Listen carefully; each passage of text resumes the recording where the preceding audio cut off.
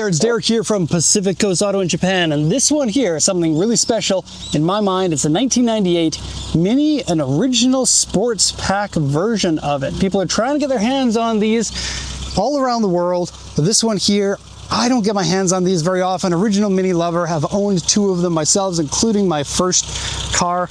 Always wanted to have the sports pack version of it. So this one here, 1998 Cooper, probably 116,000 kilometers, more on that in a second, with those 13-inch wheels, the huge wide arches, and yes, all of that is original. This entire car is original, right down to the lights, the fog lights, the marker lights, the AC being a Japanese version of it. Oh, this is the Mini I wanted when I was 18 years old and had my first 1972 Mini. Okay, so the car hasn't been touched from factory, and so it does need some things, and we'll get to those in a sec. But first, let's just give the car a little bit of a shut off. And before that, we're going to rev it.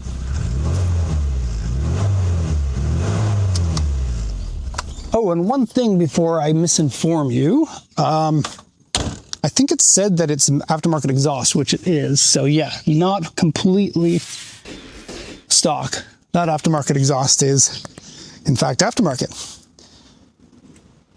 Look at this. Power brakes. Oh, power brakes on a Mini. Fuel injected engine on a Mini. You know, these cars started in 1959. With their basically 1940s, 1950s technology, which shares technology to the first Nissan Fairlady engine. It's a bit of a copy of the A series engine here from Japan.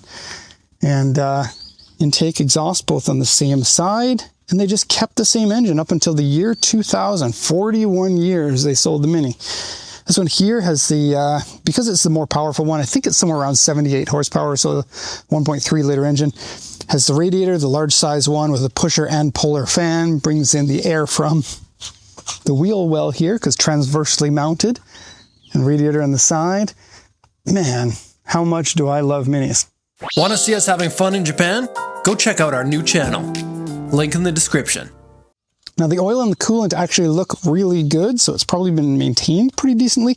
And I'd say your biggest problem is that certain things in the car have worn out. Dashboard, steering wheel, shift knob being the main ones. The paint in the car is also pretty bad.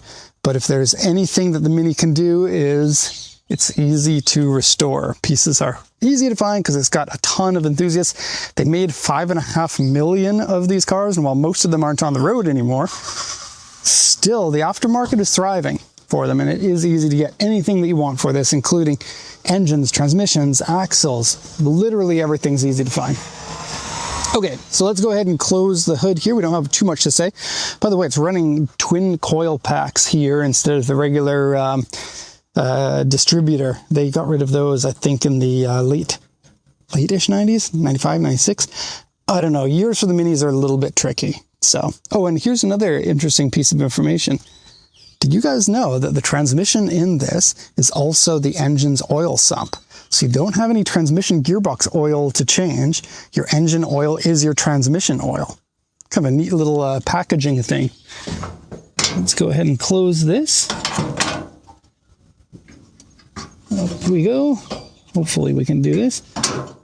All right. It goes down. Boom. And a quick look at the car. And yep, it's got those modern mirrors on it. It has the sump guard from factory. It's got the tow hooks on the front. All these little modern things just to keep the car alive and going. This is the second year before the end of the Minis. And I think the first year of the sports pack versions. Okay, so 1998 Rover Mini. This is the auction information, by the way. Auction grade R, interior C. It has been in an accident. And the mileage here, like I said, is semi-unknown. Minis are all 5-digit odometers. This one here says 16,579. It's likely 116,579 and has rolled over once. It's very unlikely someone in Japan has driven their Mini 216,000 kilometers. It's a possibility. I'm not really sure how much at this point it matters. Minis are Minis, and you really have to see the car and know the car to know the condition instead of having the mileage tell you that. Okay, the seller says they think the odometer has gone around once, but they don't know, so it's mileage unknown. Car has been in an accident. Left front inner panel and side member dented. The fun thing about the Minis is the inner panel is the exo panel too. This here is your inner panel up here, because they don't have a frame underneath it. The exterior of the car is your frame. You know, you can't just pop a fender off because it's welded to the car. I mean, the same thing goes with every car's back panels, but yeah, that's just how it is. Okay, aftermarket exhaust, aftermarket shift knob cracked. It doesn't say aftermarket, just shift knob cracked. Interior wood panel has cracked, various scratches and dents. And then here it says headlight has been cracked, a minor crack. You can see that right here. A rock chip has gotten it. Okay, hood has really bad paint, an A3 scratch on the door, a small dent over here. Bad paint on the roof. W3 means quite bad paint. Y2 is a crack on the tail light and paint peeling on the back haunch over here. Okay, so let's take you for a tour around the car. And yeah, only the sports pack versions have the 13-inch wheels. And another fun little bit of trivia, the sports pack versions can't really fit the 13-inch wheels because they are so big. They actually have a limit on the steering, so you can't turn these ones as tightly, otherwise the wheels are going to interfere. See how far those wheels come out? Now compare that to the earlier models where the wheels are, 10-inch that sits right within the body lines. These ones theoretically give you better handling. Handling is a little subjective though. I think having one of the narrow bodies, I don't think people are going to be like, wow, that Mini doesn't handle very well. Because these are some of the most fun vehicles that exist. It's not only about the handling, it's about the handling, the style, and the feel of driving one of these cars, because you're putting smiles on the faces of everybody that sees the car, especially nowadays when a small car like this stands out way more than it did in 1959. Okay, so you can see here, the top here has been painted. There's lots of orange peel in it. It's pretty gross. This section here has also been painted. You can bring this back to life if you want, but because a lot of other panels of the car are faded or peeling, you probably want to do a full repaint. Good news is you don't need a lot of paint for such a small car. You can see the fade in here. And then these sports pack arches, the official ones, have a little notch here for your marker and one for the bumper down here. Okay, 4 fog lights in the front, Monte Carlo style, and then some faded original paint on these sections. A little bit of a bold move to paint just above the lines. Feels like a cheap out. It's not too much more paint. Just be like, yep, I'll paint that section too. Okay, so apparently we're looking for U2 on this door, which should be a medium dent. And I see some paint wave. This has been repainted, but I'm not really seeing that medium dent.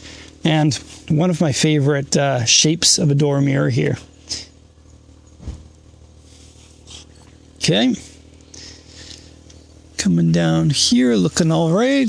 They will typically rust down in here, and this one is looking a-okay. These Japanese ones, you're not going to have huge rust problems like you will in the UK or Canada or most other countries.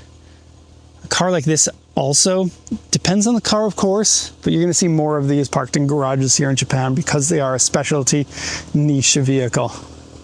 This one, obviously, with the paint, wasn't one of those, but still, they're enthusiast vehicles. They're going to be treated like them for the most part. So some peeling paint all along here, which is your rain gutter, by the way. In case you didn't know, rains on your car, falls into here, and then goes here. There's a hole underneath here. You can't see it too well. That hole lines up to this, so all your water runs down here. Cool. Looks like that's original. The Cooper stripes. Yes, it has a full Cooper interior as well. Some bad paint here, and they called this scratches, but it's really a form of paint fade. So yeah, it looks like the car could probably appreciate a full repaint.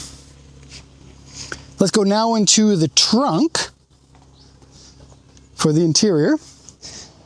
Trunk, 19-year-old Derek used to hide in the trunk and close the door as a way to think he was cool, honestly. It's a little cringy to think of it now, but I don't know if I could have fit in this one. This one's got the larger fuel tank than mine had. But maybe, and it's got the rear washer. I never had that either. Okay, yes, from factory they come with this baggy thing. The battery is underneath here and a spare tire. Okay, mine never had that. And yeah, this is designed so that you can actually load luggage on top of it in case you needed to bring more stuff, right? And then you would just like leave it on there and strap it in if you could. We got what looks like an air purifier and a couple of 6-inch speakers in the back. Onto the interior, you can definitely put adults in the back, but they're going to be a little bit cramped. It is a Mini after all. You can't expect everything in the world from the car. As far as driving dynamics, it feels very, very unique to drive, but I can't say it is as convenient to drive as modern cars are. These things are very, very old cars and they drive like them. So you put up with that for the otherwise fun drive. So I'm just pointing out the wood paneling here is peeling and cracking in some places, and these all look like the original bright work for the car. A little bit of a rip there, store pocket cards and stuff like this. Very easy to find in the aftermarket. You might want to refinish these. Fun little personal project. Seats. These seats are the original ones. They have the Cooper model in, Cooper embossed, not embossed, what's the opposite of embossed? I don't know. Stamped in. They are real leather. They're comfortable-ish. But this one here, the driver's one, has sagged. So the inside of it, you can't really see it too much, but the inside is collapsed a bit. So you'll end up sitting lower than you're supposed to. Steering wheel, fun little thing. The steering wheel is not facing completely straight, so it is at a bit of an angle. It's just a mini thing. And yeah, this one here has the airbag in it. One of the only Minis that had an airbag were these very final models.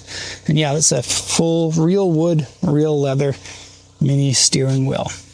How they made money on all the real wood in this car is beyond me. When Honda bought Mini, they took the Mini apart and priced out how much it would cost to make parts and all of that, and they're like, there's no way they're making any money on this car.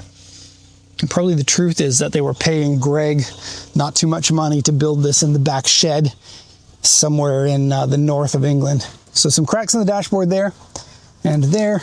Kind of the modern gauge set of the final models. This one, of course, has AC. Here's your AC controls. The AC is in these. I've never found them too powerful, but better than nothing. And honestly, for most of the world, you can get around with just rolling the windows down and driving a little bit fast. A little modification here for a cigarette lighter adapter. Classic Mini controls here. What's that? It has a cold and hot. This is where the choke would go on the ones with the carbs, but this one doesn't have a choke. Tool collection box there. Underneath here is the AC unit. And yeah, the controls there. Teeny tiny little glove box. There's your auction sheet in there. And this guy here has fallen down. Headliner is fairly dirty. Light up there. And the back seat's pretty decent. Has a little compartment. These later models got a 3-point seat belt. And yeah, I would do the seat check in the back, but I'm afraid if I get in there, I won't be able to get out very easily, because to get out the back, you need to pull these, and it's better if you have someone in front to pull it for you, quite honestly. These seats also, they are tiltable, not like the original ones, so you can set the level of tilt that you want there. I hope that my enthusiasm for this car has come through in the video. I think that it did. I've long loved Minis, wouldn't mind getting back into one, but there are just so many awesome cars I like. And in the last year, I just bought 2 when I only needed 1. So one of them is just sitting there. And anyway, that's going to be the end of this video. Really nice to see a sports pack come through our hands. This is one of the holy grails. The EPA Turbo Minis, the original from factory Turbo Minis, are the holy grail. We've sold 2 of those, and boy, oh boy, is it so fun to see these kind of cars, the iconic ones that you grew up lusting over. What a job it is. All right, that'll be the end of the video. My name is Derek from Pacific Coast Auto. Hope you enjoyed the video of the car. Thank you so much for watching, and have a nice day.